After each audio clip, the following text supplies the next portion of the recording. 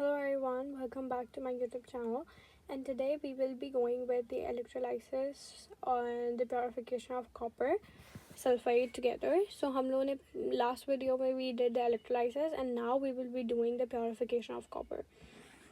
Right, so starting with it, why do we need to purify copper? That's what we need to understand. अब हमने पढ़ा था कि copper जो है वो it's a very good conductor. ठीक है, it is a very good conductor that people can have काम करने के लिए. और कॉपर हमारे पास किन किन चीज़ों में यूज़ होता है? कॉपर हमारे पास मेनली हमारे पास केबल्स के अंदर यूज़ हो जाता है, हमारे पास वायर्स के अंदर copper is used a lot, right. When it is used in these things a lot, तो हमें क्या चाहिए होता है? कॉपर हमें 100% प्योर चाहिए होता है. वाइल हमने जो अभी कॉपर निकाला ना वो 99.99% प्योर था, पर 1% जो वो प्योर नहीं था या 0.1% जो प्योर नहीं था, वो हमारी कंडक्टिविटी, वो हमारे जो सिस्टम है, जो हमारे इलेक्ट्रिसिटी का प्रोसेस है, या जो हमारा कोई भी काम हो रहा है उसमें गड़बड़ कर सकता है, या उसमें हमारे पास क्या हो सकता है, काइंड ऑफ रुकावट आ सकती है. ठीक है, उसके अंदर हमारे पास जो थर्मल कंडक्टिविटी होगी ना उसकी रुक जाएगी, कम हो जाएगी, जिसकी वजह से हमें लॉस वगैरह भी हो सकता है. ये इंडस्ट्रीज़ के अंदर बहुत ज़्यादा यूज़ होता है. तो इसकी वजह से हम कॉपर की एक और बार इलेक्ट्रोलाइसिस कराएंगे टू मेक श्योर कि वो 100% क्या है, 100% प्योरीफाइड है एंड 100% ईजी टू यूज़ है. तो हम क्या करेंगे, अभी हम इसकी एक और बार इलेक्ट्रोलाइसिस करेंगे.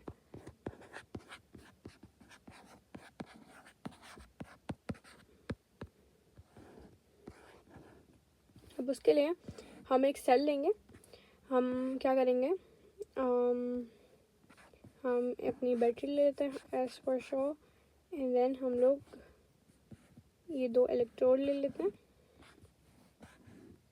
ठीक है, एंड या दैट्स व्हाट वी, ये हमारे पास एनोड हो जाता है, ये हमारे पास हमारा कैथोड हो जाता है.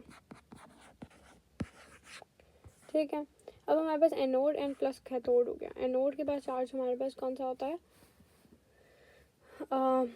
पॉजिटिव का. कैथोड पे हमारे पास नेगेटिव का चार्ज होता है, जो हम लोग को याद होना चाहिए.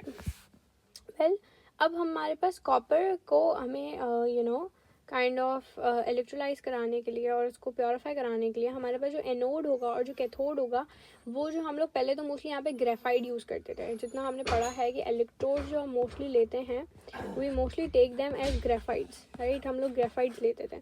पर ये जो इलेक्ट्रोड्स हमारे पास होंगे ना वो इम्प्योर एंड प्योर होंगे. ये जो हमारे पास इलेक्ट्रोड्स होंगे वो इम्प्योर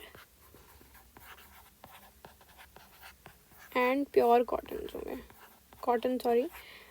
कॉपर हो गए हमारे पास. ठीक है, इम्प्योर एंड प्योर कॉपर होंगे हमारे पास. एक इम्प्योर होगा, एक प्योर होगा.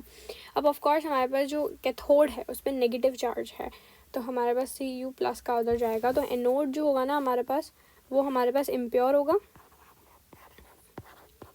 ठीक है, एंड हमारे पास जो कैथोड होगा वो हमारे पास प्योर कॉपर होगा.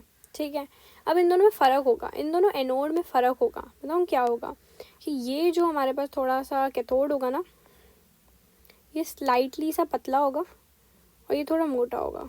ठीक है, अब इसका हम रीज़न बता देते हैं.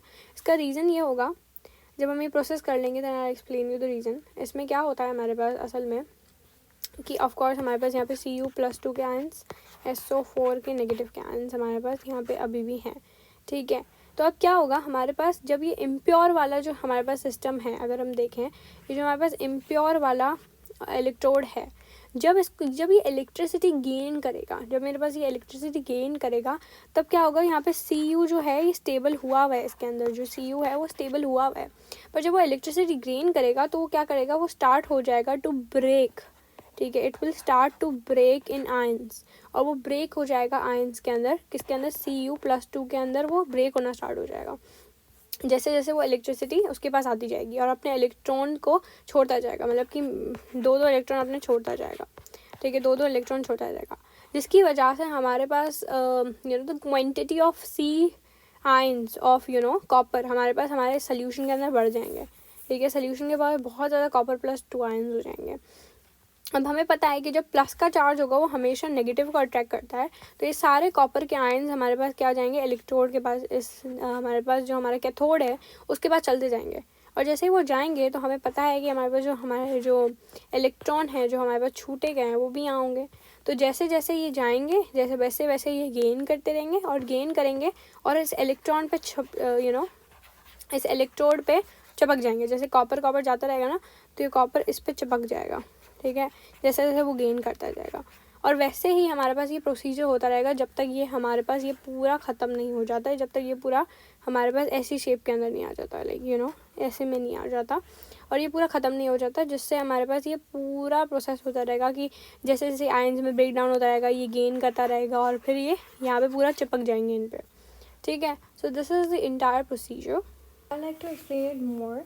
इसमें होता क्या है, इसमें होता ये है कि हमारे पास यहाँ पे ऑफकोर्स ये हमारे पास एनोड है जिसके पास प्लस का चार्ज है और ये इम्प्योर है।